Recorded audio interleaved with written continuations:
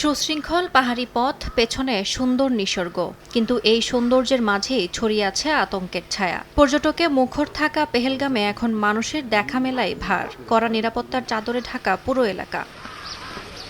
March থেকে মে বছরের এই সময়টাতে ভূস্বর্গখ্যাত কাশ্মীরে অনুভূত হয় সহনীয় উষ্ণ আবহাওয়া। তবে কয়েকদিন আগের সন্ত্রাসী হামলায় অঞ্চলটিতে এখন বিরাজ করছে আতঙ্ক আর রাজনৈতিক উত্তাপ। এর প্রভাবও পড়েছে পর্যটন খাতে।